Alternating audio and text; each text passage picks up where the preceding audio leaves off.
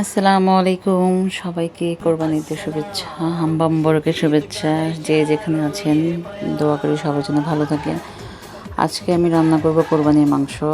এই first time আমার কোরবানির মাংস রান্নার আইডিয়া। আমি কখনো কোরবানির মাংস রান্না করিনি, এখন এই ফার্স্ট টাইম বিয়ের পর কোরবানির মাংস রান্না করতেছি। আর অনেকগুলো মাংস একসাথে রান্না করতেছি, তো আমি একটু অন্যরকম রান্না করি। আমি মশলাটা সবসময় একটু বেশি দিই, আমার আম্মার মতন একটু মাখা মাখা হয় আমার মাংসটা।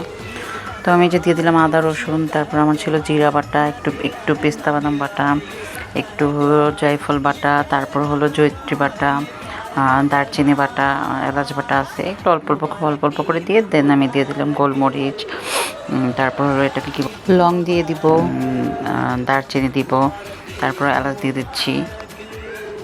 তো সব কিছু দিয়ে টিয়ে আমি এখন আস্তে আস্তে এগুলো মাখাবো। তারপর তেল দিয়ে দিব, আর হলুদ মরিচটা একটু হালকা বেশি দিব, কারণ কোরবানির মাংস একেবারে মরিচ ছাড়া হলে ভালো লাগবে না। আর আম্মু বলছে কোরবানির মাংসতে একটু মশলা কম দিলেও প্রবলেম নেই, কারণ কোরবানির মাংসটা এমনি খেতে খুব টেস্ট। আর আমি ধনিয়া ফাঁকিটা সবসময় অন্যান্য মশলার চেয়ে একটু বেশি দিই, হলুদ মরিচ যেমন দিই ধনিয়া ফাঁকি তার চেয়ে একটু বেশি দিই। তো এই যে আমি ঝাঁকানাকা করে মেখে নিচ্ছিলাম। আর তার পাশাপাশি এদিকে আমার জেরি বাচ্চাটা তার বাবার সাথে ঘুমায় আছে, একেবারে হাত পা ছড়ে এসে ঘুমায় আছে। তো ওকে ওই ফাঁকে একটু দেখে আসলাম।